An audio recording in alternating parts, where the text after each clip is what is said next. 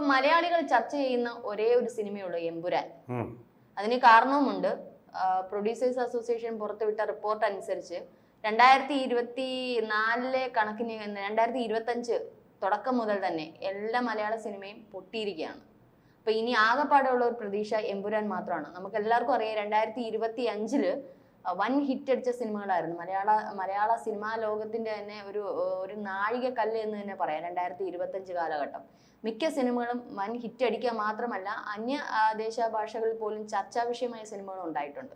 പക്ഷെ നേരെ എതിരാണ് 2025 തുടക്കം മുതൽ നമുക്ക് സംഭവിച്ചുകൊണ്ടിരിക്കുന്നത്. എനിക്ക് തോന്നുന്നു 1-2 സിനിമകൾ ഒഴിച്ചു ബാക്കിയെല്ലാം കൂപ്പുകുത്തുകയാണ് ചെയ്തത്. ഇനി ആകെ മലയാളികളുടെ പ്രതീക്ഷ എമ്പുരാനാണ്. ഇത്തരത്തിൽ മലയാള സിനിമ എന്തുകൊണ്ടാണ് തകർച്ചയിലേക്ക് പോയത്?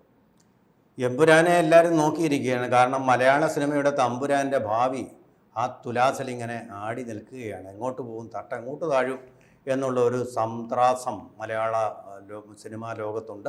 ലോകത്ത് മാത്രമല്ല ചലച്ചിത്ര ആസ്വാദക സദസ്സിലും അത് പ്രതിഫലിക്കുന്നുണ്ട്. മനസ്സിലാക്കാവുന്നേ ഉള്ളൂ.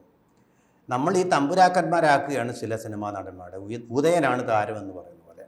അതിന് നമ്മൾ കൊടുക്കേണ്ടി വരുന്ന ഒരു ശിക്ഷ തന്നെയാണിത്. സിനിമയായിട്ടല്ല, മഹാനടന്മാരുടെ ഒരു സ്വപ്ന ലോകമായിട്ടാണ് നമ്മൾ കാണുന്നത്. എല്ലാ തരത്തിലും നമ്മുടെ സിനിമാ സംസ്കാരം ആ ഒരു കേന്ദ്ര ബിന്ദുവിലേക്ക് ചുരുങ്ങിക്കൂടിയിരിക്കുന്നു. അതിൻ്റെ വിശാലമായ സാധ്യതകളിലേക്കല്ല പോയിക്കൊണ്ടിരിക്കുന്നത്.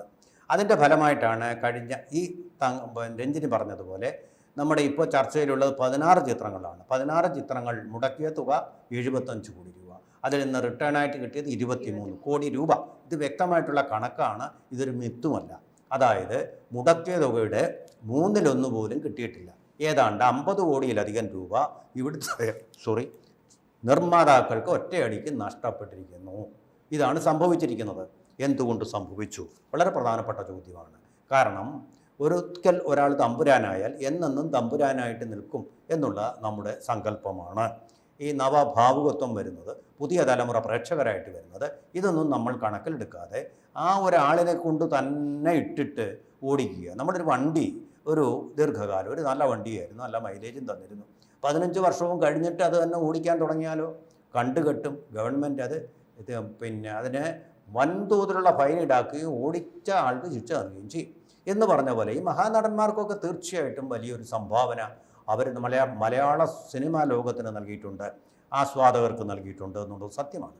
പക്ഷേ അവരുടെ ഷഷ്ടി പൂർത്തിയും കഴിഞ്ഞിട്ട് നവതിയും കഴിഞ്ഞിട്ടൊക്കെ ഇങ്ങനെ അങ്ങ് ഓടിച്ചുകൊണ്ട് ലാഭം കൊയ്യാമെന്നുള്ള ഒരു അത്യാഗ്രഹം മലയാള പ്രൊഡ്യൂസർമാർക്ക് വരുന്നത് നന്നല്ല.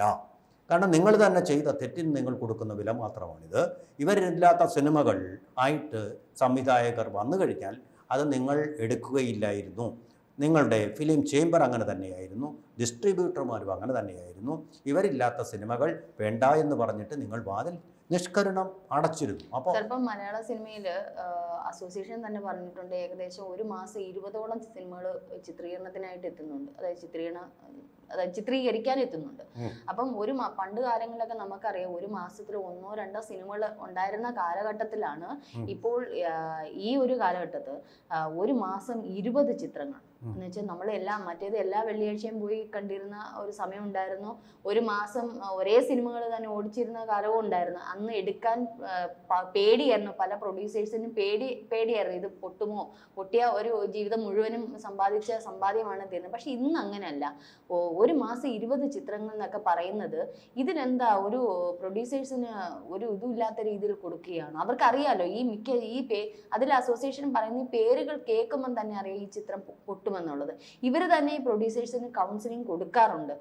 കാരണം അവിടെ അസോസിയേഷനിൽ ഇരിക്കുന്ന ഡയറക്ടേഴ്സ് ആയാലും ബാക്കിയുള്ള അധികാരം കയ്യിൽ ഉള്ളവര് അവർക്കറിയാം ഈ ഇത്തരത്തിൽ ഈ ചിത്രം വന്ന എങ്ങോട്ടാണ് പോകുന്നത്, ഈ കഥ കേൾക്കുമ്പോൾ എങ്ങോട്ടാണ് പോകുന്നതെന്നുള്ള അറിയാം. അപ്പൊ അവർ തന്നെ കൗൺസിലിംഗ് കൊടുക്കാറുണ്ട്, ഇങ്ങനെ ഇത് വേണോ വേണ്ടേ. പക്ഷേ ഒരു മൂല്യവും ഇല്ലാത്ത ഒരു നിലവാരവും ഇല്ലാത്ത ചിത്രങ്ങൾ വന്നുകൊണ്ടിരിക്കുമ്പോൾ ഈ കാശ്, അതായത് ഈ പണം എങ്ങോട്ടാണ്, എവിടെ നിന്ന് എങ്ങോട്ടേക്കാണ് ഒഴുകുന്നത്. ഇടയ്ക്ക് ധ്യാൻ ശ്രീനിവാസന്റെ ഒരു ഇന്റർവ്യൂവില് ഒരു റിപ്പോർട്ടർ, ഒരു യൂട്യൂബർ ചോദിച്ചു, ധ്യാൻ മുഴുവനും ബ്ലാക്ക് മണി വൈറ്റ് ആക്കാൻ വേണ്ടിയിട്ടാണ് സിനിമ എടുക്കുന്നതെന്നുള്ളത്.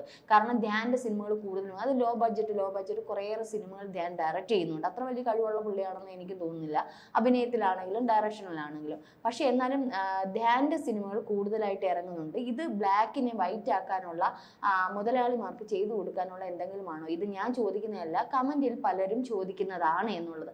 ധ്യാൻ അതിന് മറുപടിയും കൊടുത്തു. അതിന് വളരെ ദൂഷ വിമർശനമായിരുന്നു. ധ്യാൻ ഭയങ്കരമായിട്ട് അതിന് എതിരെ സംസാരിക്കുകയൊക്കെ ചെയ്തു. ധ്യാൻ മാത്രമല്ല, സിനിമാ മേഖലയിലുള്ള പല പ്രമുഖ വ്യക്തികൾ. അത് എന്ത് തന്നെ ആയിക്കോട്ടെ, അത് അവരുടെ ഇഷ്ടം തന്നെയാണ്. പക്ഷെ ഇത്തരത്തിൽ ഈ പണം നമുക്കിപ്പോൾ ഒരു കാശ് നമ്മൾ ചെലവഴിക്കുകയാണെങ്കിൽ നമുക്കതിൻ്റെ തിരിച്ചുവരവ് കിട്ടുമെന്നൊരു വിശ്വാസത്തിലല്ലേ നമ്മൾ ചെലവഴിക്കുന്നത്, അല്ല നമ്മൾ ആർക്കും കൊടുക്കില്ലല്ലോ. പ്രത്യേകിച്ച് സിനിമാ നിർമ്മാണം എന്ന് പറഞ്ഞാൽ, സിനിമ എന്ന് പറയുന്നത് മിത്തെന്ന് പറയാൻ പറ്റുന്നതിനേക്കാൾ അപ്പുറം പ്രേക്ഷകരുടെ മനസ്സാണ്, അല്ലേ? നമ്മളുടെയൊക്കെ മനസ്സിലാണ്. അത് വന്നു, കിട്ടിയ കിട്ടി, അല്ലെങ്കിൽ പോയി എന്നുള്ള ഒരു ഇതാണ്. അത് ചില എത്രയോ നല്ല സിനിമകൾ പുറംലോകം കാണാതെ ഇപ്പോഴും പെട്ടിയിലായിട്ടിരിക്കും. ഇപ്പോഴും പല സിനിമകൾ നമ്മുടെ TV-യിൽ കാണുമ്പോഴാണ് എന്ത് മനോഹരമായ സിനിമയാണ്, ഇത് എന്തുകൊണ്ടാണ് പൊട്ടിയെന്ന് നമ്മൾ ചിന്തിക്കാറുണ്ട്.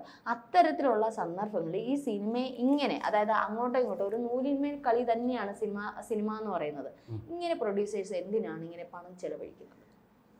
പല സോഴ്സുകളുണ്ട് ഇതിനകത്ത്. കള്ളക്കടത്തിൻ്റെ സോഴ്സുണ്ട്, സ്വർണ്ണക്കടത്തിൻ്റെ സോഴ്സുണ്ട്, കള്ളപ്പണം വെളുപ്പിക്കലിൻ്റെ പല സോഴ്സുകളിൽ നിന്നുള്ള പണം. ഇതൊരു ഗ്ലാമർ വേൾഡാണല്ലോ, ആ ഒരു താല്പര്യം കൊണ്ട് വരുന്നവരുണ്ട് പലരും. പിന്നെ നമുക്കറിയാവുന്ന പോലെ ഡയറക്ടേഴ്സ് കൗച്ചുണ്ട്, ആക്ടേഴ്സ് കൗച്ചുണ്ട്, പ്രൊഡ്യൂസേഴ്സ് കൗച്ചുണ്ട്. അങ്ങനെ പലതരത്തിലുള്ള കൗച്ച്. സ്ത്രീകളുടെ കലാകാരികളായ സ്ത്രീകളുടെ ജീവിതം പലപ്പോഴും പിച്ച് ചീന്തുന്ന തരത്തിലുള്ള പ്രവർത്തനങ്ങളും ഒക്കെ ഉണ്ടായിട്ടുണ്ട്. അതാർക്കും പറയാൻ ധൈര്യമില്ലാത്തത് കൊണ്ട് മാത്രം അത് പുറത്തു വരാതിരിക്കുകയും അന്വേഷണത്തിൽ കണ്ടെത്തുകയും ചെയ്തിട്ടുള്ളതാണ്. അത് ഒക്കെ വേറൊരു കാര്യം.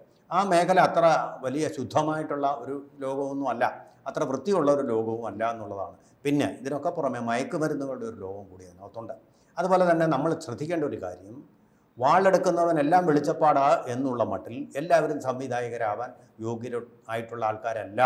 എന്തെങ്കിലും സ്വാധീനം ഉള്ളതുകൊണ്ട് മമ്മൂട്ടിയുടെ അല്ലെങ്കിൽ മോഹൻലാലിൻ്റെ കാൾ ഷീറ്റ് കിട്ടി ഞാനങ്ങ് സംവിധായകനാകാമെന്ന് വിചാരിക്കരുത്. ഇതിന് വ്യക്തമായിട്ടുള്ള പാഠങ്ങളുണ്ട്. സിനിമയുടെ ഒരു ഗ്രാമർ എന്ന് പറഞ്ഞാൽ അതിൻ്റെ ശരിയായിട്ടുള്ള പ്ലാനിംഗ് ആണ് ആദ്യം വേണ്ടത്. പ്ലാനിങ് വേണം, ബജറ്റ് പ്ലാനിങ്ങിൽ ഷെഡ്യൂളിൽ തന്നെ തീർക്കുകയും വേണം, ബജറ്റ് ഉണ്ടാവണം. ഈ കാര്യങ്ങളെല്ലാം നമ്മൾ അങ്ങനെയല്ല വിചാരിക്കും. മോഹൻലാലും മമ്മൂട്ടി ഉണ്ടെങ്കിൽ കഴിഞ്ഞാൽ നമ്മുടെ പണം ഇതിന് തിരിച്ചു കിട്ടും, അതിൻ്റെ ഇരട്ടിയായിട്ട് മുതലാക്കാം, അതാണ് ഗ്യാരൻറ്റി എന്നുള്ള സങ്കല്പമാണ് നമ്മളെ കഴിഞ്ഞ ഈ ഒരു പതിറ്റാണ്ടായിട്ട് അതിനും ഏറെയായിട്ട് ഭരിച്ചുകൊണ്ടിരുന്നത്. ആ സങ്കല്പങ്ങളൊക്കെ മാറേണ്ട കാര്യമായി. കാരണം കാലം മുന്നോട്ട് പോവുകയാണ്. അപ്പോൾ ഈ കാലപ്പഴക്കം വരുന്നതൊന്നും അതിൻ്റെ ഭാവുകത്വവും വ്യത്യാസപ്പെട്ടുകൊണ്ട് വരികയാണ്. പുതിയ തലമുറയുടെ ടേസ്റ്റ് എന്ന് പറയുന്നത് ഇവിടെ നിന്ന് മാറിയിരിക്കുന്നു എന്നുള്ളത് നമ്മൾ വ്യക്തമായിട്ട് മനസ്സിലാക്കണം. മോഹൻലാലിനെയും കൊണ്ട് ആജീവനാന്ത അവരുടെ ഷഷ്ടിപൂർത്തിയും നവതിയും ഒക്കെ സപ്തതിയും എല്ലാം കഴിഞ്ഞതിന് ശേഷം നമുക്ക് കൊണ്ടാടാമെന്ന് വിചാരിക്കുന്നത് പ്രൊഡ്യൂസറുടെ ഭാഗത്തുണ്ടായിട്ടുള്ള വലിയൊരു പ്രമാദമാണ്. ഇത്രയും വലിയ പ്രതിഫലമെന്ന് പറയുന്നത് സിനിമാ നടന്മാർ കാണിക്കുന്ന ഒരു പ്രതിഫലമാണ്, ഒരു തെറ്റായിട്ടുള്ള നടപടിയാണ്. ഒരിക്കൽ ഞാൻ ജയറാമിനെ അഭിമുഖം ചെയ്തപ്പോൾ ഈ കാര്യങ്ങളെ ശ്രദ്ധയിൽപ്പെടുത്തിയിരുന്നു. അദ്ദേഹം പറയുന്നത് ഇൻഡസ്ട്രിയിൽ അത് റിട്ടേൺ കിട്ടുന്നു, അതുകൊണ്ടാണ് അവർക്ക് വലിയ തുക കിട്ടുന്നത്. ശരിയാണ്, പ്രൊഡ്യൂസർമാർ തന്നെ അവരുടെ വലിയ കട്ടകൂട്ടും വലിയ വാർത്തകൾ കൊടുക്കാനുള്ള വികൃതിയൊക്കെ കാണിച്ചുകൊണ്ട് അവരെ എപ്പോഴും ഇങ്ങനെ ആ ഒരു ലൈം ലൈറ്റിൽ തന്നെ നിർത്താനുള്ള ശ്രമങ്ങൾ നടത്തുന്നുണ്ട്. പക്ഷേ എത്ര ലൈം ലൈറ്റിൽ നിർത്തിയാലും പ്രായം അതിൻ്റെ ചുളിവുകൾ ഈ മേക്കപ്പുകൾക്കിടയിലൂടെ കാലത്തെ കാണിച്ചു കൊടുത്തുകൊണ്ടിരിക്കും, സിനിമാ ലോകത്തെയും കാണിച്ചു കൊടുത്തുകൊണ്ടിരിക്കും. അപ്പോൾ നിത്യഹരിത നായകൻ എന്നുള്ള സങ്കല്പത്തിനടി ഇടിവ് വരും. അങ്ങനെ തന്നെ ആയിരിക്കണമെന്നല്ല സിനിമാ സങ്കല്പം. ഇപ്പോൾ രജനീകാന്ത് വാർദ്ധക്യത്തിൻ്റെ എല്ലാ ലക്ഷണങ്ങളോടും നരയോടും കൂടി പ്രത്യക്ഷപ്പെടുമ്പോഴും ആയിരക്കണക്കിന് ആരാധകർ അദ്ദേഹത്തെ നോക്കി കൈയടിക്കുന്നു. അമിതാഭ് ബച്ചൻ കഴിഞ്ഞ പ്രാവശ്യം ഏറ്റവും കൂടുതൽ കളക്ഷൻ ഫിലിം ഇൻഡസ്ട്രിയിൽ ഇന്ത്യയിൽ ഏറ്റവും കൂടുതൽ നേടിയ നമ്പർ 1 അമിതാഭ് ബച്ചനാണ്. ക്രോർപതിയിൽ കൂടെയായാലും പരസ്യങ്ങളിൽ കൂടിയായാലും ഇത്രയും ഗ്ലാമറായിട്ട് ഇപ്പോഴും നിൽക്കുന്നു. ആ ഒരു സംഭവം നമ്മുടെ മലയാള ചലച്ചിത്ര താരങ്ങൾക്കില്ല. അവരിങ്ങനെ മേക്കപ്പ് ചെയ്ത് മേക്കപ്പിന് ഒരു പരിധിയുണ്ട്. മേക്കപ്പ് ചെയ്ത് ഇത് വല്ലാതെ വഷളായിത്തീരുന്ന മുഖഭാവങ്ങളോടുകൂടിയാണ് പിന്നെ വരുന്നത്. അവർ തന്നെ തിരിച്ചറിയാതെ കാലം അവരുടെ മുഖത്ത് പല മുദ്രകളും ചാർത്തുന്നുണ്ട്. ആ മുദ്രകളല്ല ഈ അവരെക്കുറിച്ച് സങ്കല്പമുള്ള പ്രേക്ഷകരുടെ ഉള്ളിലുള്ളത്. ആ പഴയ മോഹൻലാലിൻ്റെയൊക്കെ ചിത്രങ്ങളാണ് അവരുടെ മുമ്പിലുള്ളത്. ഇത് തമ്മിൽ വലിയ അന്തരമാണ്. ആ അജഗജാന്തരം ഉണ്ടാകുമ്പോൾ അവരുടെ ആരാധകരായിരുന്ന ആൾക്കാർ പോലും ഈ ചിത്രങ്ങളെ ഉപേക്ഷിക്കും. അത് മാത്രമേ ഉള്ളൂ. ചില ചിത്രം വേണ്ടേ 16 കോടി രൂപയല്ലേ മുടക്കിയിട്ട് 10 ലക്ഷം എന്ന് പറഞ്ഞാൽ അതിന് 100-1 പോലും കിട്ടാത്ത അവസ്ഥകളും കഴിഞ്ഞ ഉണ്ടായിട്ടുണ്ട്. ഈ ഒരു വർഷം ഏകദേശം 17 ചിത്രങ്ങളാണ് റിലീസ് ചെയ്തത്. അതിൽ 16 എണ്ണമേ തടവൊഴിച്ചുള്ള ബാക്കി 16 എണ്ണത്തിന്റെ കണക്കുകളാണ് ഇപ്പൊ അസോസിയേഷൻ പുറത്തുവിട്ടിരിക്കുന്നത്. അതില് എനിക്ക് അധികം രസകരമായിട്ട് തോന്നിയ 1-2 കാര്യങ്ങൾ. 1.6 കോടി രൂപയുടെ ചെലവഴിച്ച ലവ് ഡേ എന്ന് പറഞ്ഞ ചിത്രത്തിന് 10,000 രൂപയാണ് എന്ന് പറഞ്ഞാൽ 100-1 പോലും കിട്ടിയിട്ടില്ല. 10,000 രൂപയാണ് തിയേറ്റർ. അപ്പൊ താരമൂല്യം എന്നൊക്കെ പറയുന്നത് ഇത്രയേ ഉള്ളൂ. അതല്ലേ 63.8 അത് നായകനാരാണ് എനിക്കറിയില്ല. 63.83 ലക്ഷം രൂപയെന്ന ചിത്രത്തിന് 45,000 രൂപയാണ് കിട്ടിയിരിക്കുന്നത്. അതെ 5.48 കോടി രൂപ ബഡ്ജറ്റിലുള്ള ചിത്രത്തിന് 33.58 ലക്ഷം രൂപയാണ് തിരിച്ചു കിട്ടിയത്. ഇത്തരത്തില് ഇനിയിപ്പോ ആകെപ്പാട് ഇപ്പം തിയേറ്റർ ഓടിക്കൊണ്ടിരിക്കുന്ന ഓഫീസറും ഡ്യൂട്ടിയാണ്. 13 കോടി രൂപയുടെ ബഡ്ജറ്റുള്ള ചിത്രം 11 കോടിയാണ്. 11 കോടിയെ കിട്ടിയിട്ടുള്ളൂ. ചിലപ്പോ മേ ബി അത് കുറച്ച് ദിവസം കൂടെ തിയേറ്ററിൽ ഓടുന്നത് കൊണ്ട് അത് മുതൽ മുടക്ക് കിട്ടും. കുറഞ്ഞത് എന്താണെന്ന് അറിയാം, വലിയ പ്രതിഫലം ആവശ്യപ്പെടില്ല കുഞ്ചാക്കോ ബോബൻ. അത് അഡ്ജസ്റ്റ് ചെയ്ത് പോകുന്ന ആളാണ്. അതുകൊണ്ടാണ് അത് ലാഭത്തിലേക്ക് പോകുന്നത്. ആ ഒരു മഹാമനസ്കത മഹാനടന്മാർ കാട്ടിയില്ലെങ്കിൽ ഇൻഡസ്ട്രി അവരെ തിരസ്കരിച്ചുകൊണ്ട് മുന്നോട്ട് പോവുകയാണ്. മാത്രമല്ല സർ, സിനിമകൾ തിരഞ്ഞെടുക്കുമ്പോൾ ഈ പ്രൊഡ്യൂസേഴ്സ് സിനിമകൾ തിരഞ്ഞെടുക്കും, നല്ല സിനിമകൾ തിരഞ്ഞെടുക്കുക. അസോസിയേഷൻ അതിന് വേണ്ടുന്ന കാര്യ ഗൗരവത്തോട് തന്നെ അത് തെരഞ്ഞെടുപ്പ് എപ്പോഴും ശ്രദ്ധിക്കുക. കാരണം മലയാള സിനിമ കഴിഞ്ഞ വർഷം ഹിറ്റായപ്പോൾ തന്നെ ലോക ശ്രദ്ധയെ ആകർഷിച്ച ഒന്നാണ്. അത്തരത്തിൽ മലയാള സിനിമ ഇടിയുമ്പോൾ അത് മലയാളത്തിന് തന്നെ, മലയാളം ഇൻഡസ്ട്രിക്ക്, സിനിമ ഇൻഡസ്ട്രിക്ക് തന്നെയാണ് വലിയ ഒരു നഷ്ടമായിട്ട് വരുന്നത്. നല്ല മൂല്യമുള്ള സിനിമകൾ പഴയ കാലത്ത് ഒരു പോയിന്റ് കൂടെ പറയാം. വിനയൻ പലപ്പോഴും പറഞ്ഞിട്ടുള്ളതുപോലെ സിനിമ എന്ന് പറയുന്ന ഒരു സംവിധായകന്റെ കലയായിട്ട്, അല്ലാതെ ഈ മഹാതാരങ്ങളുടെ താരസമ്പന്നരുടെ കലയായിട്ട് മാറാൻ പാടില്ല എന്നുള്ളൊരു പാഠം കൂടി ഇത് നൽകുന്നുണ്ട്. ആ സിനിമയ്ക്ക് വേണ്ട നടന്മാരെയാണ് തന്നെ, സ്ക്രിപ്റ്റിന് വേണ്ട നടന്മാരെയാണ്. അതുപോലെ ഈ സിനിമാ നടന്മാർ പറയുന്ന ആൾക്കാരെ നായികയായിട്ട് വെക്കുക എന്ന് പറയുന്നതും വലിയൊരു തെറ്റാണ് സിനിമ ചെയ്യുന്നത്. ഈ ഗ്രാമറുകൾ, അത് തെറ്റായിട്ടുള്ള വ്യാകരണങ്ങളാണ് സിനിമയ്ക്ക്. നിങ്ങൾ ചെയ്യുന്നത് സിനിമയല്ല, സ്വപ്നങ്ങളാണ് ചെയ്തുകൊണ്ടിരിക്കുന്നത്. ആ സ്വപ്നങ്ങളായതുകൊണ്ടാണ് ഈ സിനിമകൾ പലതും മൂക്കുകുത്തി നിലം പൊത്തി വീണു പോകും. ഏതായാലും ചർച്ച നമുക്ക് കൂടുതൽ ഒരുപാട് ഇതിനെ പറ്റി സംസാരിക്കാനുണ്ടെങ്കിലും ചർച്ചയ്ക്ക് പരിമിതികളുണ്ട്. ഇനിയിപ്പോ ആകെപ്പാട് മലയാളികളുടെ പ്രതീക്ഷ എമ്പുരാനാണ്. 138 കോടിയാണെന്ന് തോന്നുന്നു. എന്റെ ഒരു കണക്കനുസരിച്ച് 138 കോടിയാണ്. 500 കോടിയെങ്കിലും ലാഭം ഉണ്ടാക്കട്ടെ. അതോ വലിയ ഹൈപ്പൊക്കെ നൽകി ഒടിയൻ സിനിമയൊക്കെ പോലെ വലിയ ഹൈപ്പൊക്കെ നൽകിയിട്ട് മൂക്ക് കുത്താതിരുന്നാൽ നല്ലത്. എന്തായാലും നമുക്കും പ്രതീക്ഷിക്കാം. ഇന്ന് ഓൺലൈൻ ടിക്കറ്റ് ഒക്കെ ബുക്കിംഗ് ഒക്കെ തുടങ്ങിയിട്ടുണ്ട്. 27-നാണ് റിലീസിങ്. എമ്പുരാൻ വലിയ സാർ പറഞ്ഞ തമ്പുരാനായി മാറട്ടെ, തമ്പുരാനെ രക്ഷിക്കട്ടെ എമ്പുരാൻ എന്ന് മാത്രമേ നമുക്ക് പറയാനുള്ളൂ.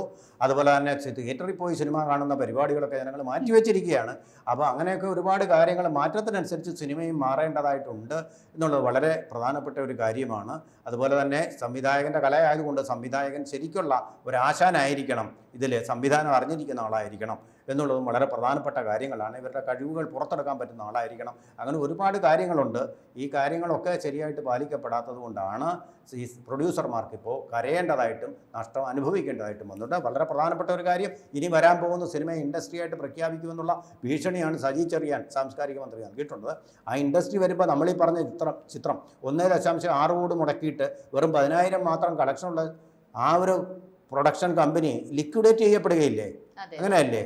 അങ്ങനെയല്ലേ വരുന്നത്? ലിക്വിഡേറ്റ് ചെയ്യപ്പെടാൻ താഴെ അതിൻ്റെ ബാലൻസ് ഷീറ്റ് എന്തായാലും കാണിക്കേണ്ടി വരും. ഇവിടെ ഇപ്പോൾ ഈ സിനിമയുടെ കണക്കുകൾ സുരേഷ് കുമാർ പുറത്തു കൊണ്ടുവന്നപ്പോൾ അതിനെ എതിർക്കുകയാണ് മോഹൻലാലും അദ്ദേഹത്തിൻ്റെ ബിനാമി എന്നറിയപ്പെടുന്ന ആന്റണി പെരുവാറും ചെയ്ത് അദ്ദേഹത്തെ ആക്ഷേപിച്ചു. പക്ഷേ ഈ കണക്ക് അവർക്കുണ്ടായ നഷ്ടത്തിൻ്റെ കണക്കല്ലേ അവർ പുറത്തുവിടുന്നത്? സത്യസന്ധമായിട്ട് പുറത്തുവിടുന്നതിന് എന്തിനാ അത് തടയാൻ ശ്രമിക്കുന്നത്?